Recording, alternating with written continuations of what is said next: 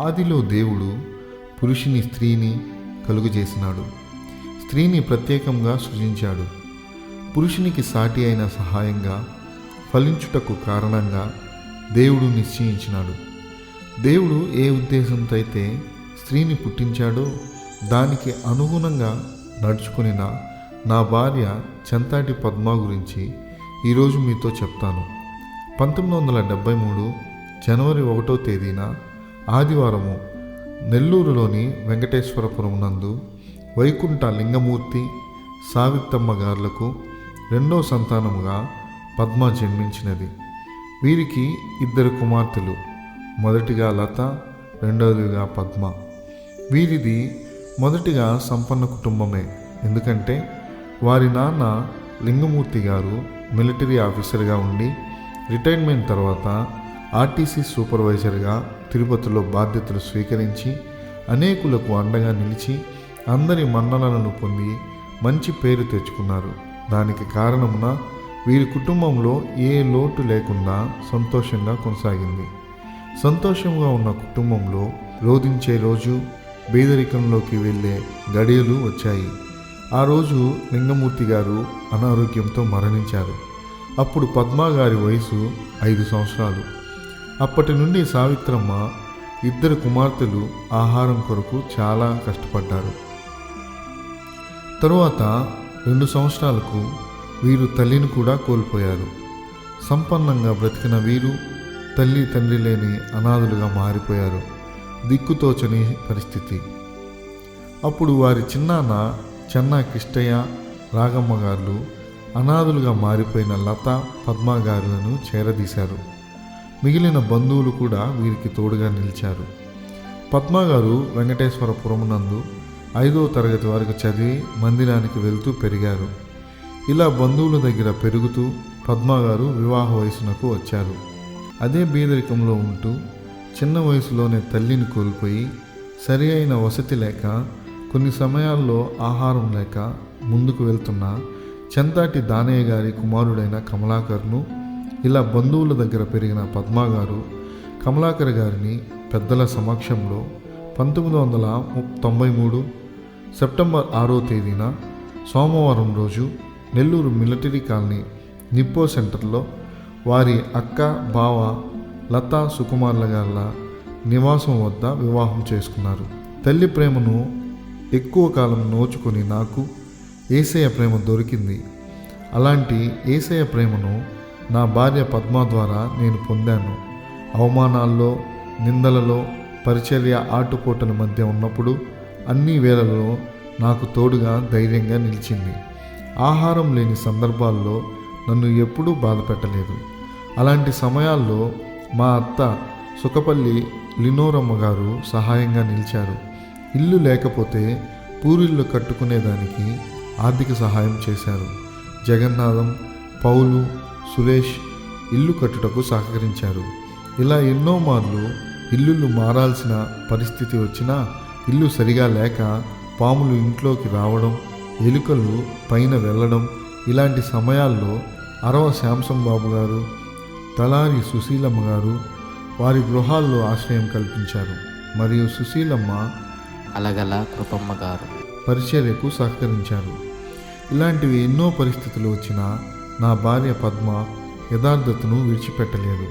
నా భార్య పరిశుద్ధురాలు, అబద్ధం చెప్పదు, గుణవతి అయిన భార్యగా, సుబుద్ధి గల స్త్రీగా, పెనిమినికి కిరీటముగా, మేలుకరముగా అన్న లక్షణాలు కలిగిన కుటుంబాన్ని కట్టింది. ఈరోజు మీరు చూస్తున్న ఈ వైభవం దేవుడి తర్వాత నా భార్య సపోర్ట్ లేకుండా లేదు. ప్రత్యేకించి నా భార్య పద్మకి ఉన్న లక్షణాలు వాక్యం చదవడం, ప్రార్థన చేయటం, శత్రువులను ప్రేమించడం, దశమ భాగాలు ఇవ్వటం, ఇవే తన బిడ్డలకు కూడా నేర్పించింది. వారు ఈరోజు సేవ చేస్తున్నారు అంటే కారణం నా భార్య పద్మ. నేను పరిచర్యను మాత్రమే చూసేవాడిని. నా భార్య పరిచర్యను మరియు కుటుంబాన్ని రెండింటినీ మేనేజ్ చేసేది. 1993లో వివాహమైన నాకు సేవ చేయడం చూసి 1995లో నేను కమ్మలు పెట్టుకోను, పూలు పెట్టుకోను అని చెప్పింది. సరేనమ్మా అన్నాను. తనకై తానే సేవకు సమర్పించుకుంది. నా భార్య పద్మ ఒకరోజు ప్రార్థనా గదిలో ప్రార్థిస్తుంటే అనేక భాషలతో కూడిన స్వరం విన్నది. అప్పటికి మాకు పిల్లలు లేరు. ఆమెకు తెలియకుండానే ఒకరోజు హన్నా గురించి చదవమని ప్రేరణ వచ్చింది. ఆమెకు అప్పటికి బైబిల్లో హన్నా గురించి తెలియదు. మా ఇంటి వెనక అన్నవ్వ నా భార్య పద్మకు వాక్యం గురించి మాట్లాడి రక్షణ పొందుటకు, విశ్వాసంలో స్థిరపడుటకు కారణమైంది. 1997 జూన్ 12వ తేదీన మాకు కుమారుడు జన్మించాడు. 2001 సెప్టెంబర్ 21వ తేదీన కుమార్తె జన్మించింది. పిల్లలున్నా భారం అనుకోలేదు. 2000 సంవత్సరంలో వుడ్ హౌస్ పేటలో పరిచర్య నిమిత్తం కాపురం ఉన్నప్పుడు నీటి సౌకర్యం లేక చిన్న బిడ్డని మరియు అనారోగ్యంతో బాధపడుతున్న మా నాన్న చెంతాటి దానయ్యను చూసుకుంటూ నాకు పరిచర్యలో సహకరిస్తూ ఎంతో శ్రమపడింది. కానీ పరిచర్య కోసం ఏమాత్రం వెనకాడలేదు. వుడ్ హౌస్ పేట మందిరానికి డ్రమ్ము లేకపోతే కమ్మలు అమ్మి మందిరానికి డ్రమ్ము తీసిచ్చింది. మందిర ద్వారబంధనానికి కూలీ లేకపోతే ముక్కు బెసరు అమ్మి కూలీకి ఇచ్చింది. మోపూరు మందిరం కట్టే విషయంలో ముఖ్య పాత్ర పోషించింది. పొదుపులో డబ్బులు వస్తే స్లాబ్కి తక్కువైనాయని ఆ డబ్బులన్నీ మోపూరు మందిరానికి ఇచ్చేసింది. 2018 సెప్టెంబర్లో కుమార్తె హనీ షారోన్కు ఘనంగా వివాహం చేసింది. వారికి జన్మించిన 2 పిల్లలను ఎంతో ప్రేమించింది. 2021 అక్టోబర్లో కుమారుని వివాహం చాలా గొప్పగా చేసింది. ఆమెకు కొడుకు కూతురంటే చాలా ఇష్టం. వారిలో ఆమె పరిశుద్ధతను మాత్రమే కోరుకుంది. సేవలో ఎలా ఉండాలో నేర్పించింది. ప్రార్థన ఎలా చేయాలో పదే పదే ఖండితముగా మాట్లాడేది. దానికి మాదిరిగా ఆమె ప్రార్థిస్తూ చూపేది. ఇంట్లో ఏ పని చేసినా నాకు చెప్పకుండా చేసేది కాదు. పిల్లలకి ఏదైనా చేయాలన్నా, డబ్బులు ఇవ్వాలన్నా ప్రతిదీ నాకు చెప్పి చేసేది. నాకు చెప్పడం ఎందుకు, పిల్లలకే కదా నువ్వు ఇచ్చేది అంటే, లేదు నీకు అన్నీ తెలియాలి, నువ్వు నా యజమానుడు అనేది. నా భార్య పద్మ 1993 నుండి 2024 వరకు, అనగా వివాహమైనప్పటి నుండి చనిపోయే వరకు నన్ను ఎప్పుడూ బాధ పెట్టలేదు. నాకు అది కావాలి, ఇది కావాలి అని ఎప్పుడూ అడగలేదు. భర్తగా నాకు కొనిపెట్టింది, పిల్లలకి కావలసినవన్నీ ఇచ్చింది. పరిచర్యకు ఏమి కావాలో అది చూసింది. కానీ తనకు తాను ఏమీ చేసుకోలేదు, ఏమీ కోరలేదు. నన్ను ఏనాడూ ఇబ్బంది పెట్టలేదు. తగు మాత్రపు వస్త్రములతో ఆర్భాటాలకు దూరంగా ఉండేది. తన భర్తనైన నన్ను, పిల్లలను కూడా అలాగే ఉండాలని కోరుకునేది. మా చేతిలో డబ్బులున్నా ఒక్కసారి కూడా మేము కుటుంబంగా ఎక్కడికైనా వెళ్ళడం కానీ, హోటల్లో తినడం కానీ చేయలేదు. అంటే అర్థం చేసుకోండి, నా భార్య పరిచర్యకి తప్ప ఈ లోకపరమైన సంతోషాలకు ఇష్టపడదు. తనకంటూ తాను ఏమీ కోరుకోలేదు. పరిచర్య పరిచర్య ఇదే ఆమె శ్వాస అయిపోయింది. ఈ ప్రకారం జీవిస్తూ వుడ్ హౌస్ పేటలో, మోపూరులో, ఆదిరాఘవపురంలో, రీసెంట్గా బుచ్చిలో పరిచర్య ప్రారంభించుటకు, అనేక కాపురులను తయారు చేయుటకు నాకు సహకరిస్తూ అన్ని సంఘాల విశ్వాసుల చేత అమ్మ అని పిలిపించుకునేంత ప్రేమ సంపాదించుకున్నది. అయితే ఆమెకు పరిచర్య పట్ల ఆశ తీరలేదు. మోపూరులోని సంఘము పైన మందిరం కట్టాలని పద్మ ఆశ. నేను అడుగు పెడతానో లేదో తెలియదు, నీవు మాత్రం పైన మందిరం కట్టాలని నాతో చెప్పింది. 2023 ఫిబ్రవరి నుండి తలనొప్పి, కిడ్నీ వ్యాధితో బాధపడింది. 2024 అక్టోబర్ నుండి ఎక్కువ వ్యాధి చేత బాధలు పడుతూనే నవంబర్ 12వ తేదీ నుండి నాకు మందిర విశ్వాసులు పరిచర్య జాగ్రత్త అని చెప్తూ, నేను లేనని బాధపడవద్దు, ఏడవద్దు, ఇప్పుడు నీవు ఎంత సంతోషంగా ఉన్నావో అంతకంటే ఎక్కువ సంతోషంగా ఉండి గొప్ప సేవ చేయాలని నేను దేవుని దగ్గరకు పోతానని చెప్పింది. కుమారుడికి, కుమార్తెకు బాధపడవద్దు, నాన్న జాగ్రత్త అని చెప్పింది. వారిద్దరికీ చెప్పాల్సినవన్నీ చెప్పింది. మందిర విశ్వాసులకు వారి చేతులు పట్టుకొని మందిరం విడిచిపెట్టొద్దు, పాస్టర్ గారిని, నా కుమార్తెను, కుమారుణ్ణి జాగ్రత్తగా చూసుకోండి అని చెప్పింది. ఇలా భార్యగా, తల్లిగా, విశ్వాసులకు ఆత్మీయ తల్లిగా అన్నిటిలో ఆమె తన పరుగు కడముట్టించింది.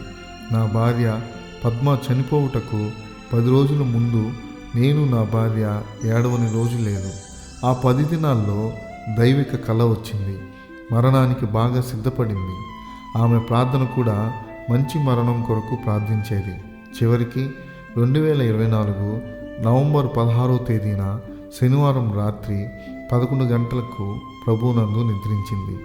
చివరికి నా ప్రియమైన భార్య నన్ను విడిచి పరమునకు వెళ్ళింది. ఇంకా నా భార్య గురించి ఎన్నో చెప్పొచ్చు, కానీ చెప్పుటకు మనసు అంతగా సహకరించట్లేదు. నాతో ఎప్పుడు గొప్ప సేవ చేయాలని, రోషంగా చేయాలని, యథార్థంగా చేయాలి అంటూనే తన తనువు చాలించింది. అయితే ఒక్కటి చెప్తాను, నా భార్య చనిపోయే చివరి శ్వాస వరకు యేసయ్యను స్మరిస్తూనే చనిపోయింది. పరలోక రాజ్యంలో ఇప్పుడు సంతోషంగా సమాధానంగా ఉంది. అయితే నా ఈ జీవితంలో మంచి సహకారిని కోల్పోయాను అన్న బాధ నన్ను వెంటాడుతుంది. కానీ దేవుని వాక్యం నన్ను బలపరుస్తుంది. ప్రార్థన చేస్తున్నప్పుడు యెహెజ్కేలు గ్రంథంలో ఉన్న విషయాల ద్వారా, నరపుత్రుడా, నీ కన్నులు కింపైన దానిని నీ యొద్ద నుండి ఒక్క దెబ్బతో తీసివేయబోచున్నాను. నీవు అంగలార్చవద్దు, ఏడవద్దు, కన్నీరు విడవద్దు అని యెహెజ్కేలు 24:16 ఉంది. ఉదయమందు నేను జనులకు ప్రకటించి తిని, సాయంత్రమున నా భార్య చనిపోగా ఆయన నాకు ఆజ్ఞాపించినట్లు మరుసటి ఉదయమున నేను చేసి తిని, నీవు చేసిన వాటి వలన మేము తెలుసుకునవలసిన సంగతి నీవు మాతో చెప్పవా అని జనులు నన్ను అడగగా అనే వాక్యం కూడా యెహెజ్కేలు 24:18-19 వచనాల్లో ఉంది. యెహెజ్కేలు భార్య విషయంలో జరిగిన సంఘటన నాకు జరిగినట్లు, యెహెజ్కేలుకు చెప్పిన మాటలు నాతోనూ చెప్పినట్లు పరిశుద్ధాత్మ ద్వారా ఆదరించబడుతున్నాను. అందుకే యథార్థంగా, పరిశుద్ధముగా, భక్తిగా, సుబుద్ధిగా, మెలుగుగా జీవించే మంచి భార్యను దేవుడు నాకిచ్చాడు. అందుకు దేవునికి వందనాలు. తిరిగి ఆయన తన ఇంటికి పిలుచుకున్న దేవునికి వందనాలు. ఇంతవరకు ప్రేమతో మాతో ఉండి మమ్మల్ని ప్రేమిస్తున్న వారందరికీ వందనాలు. ఇట్లు కమలాకర్ పాస్టర్, వారి కుమారుడు హెన్రీ ఆమోస్, కుమార్తె హనీషారు.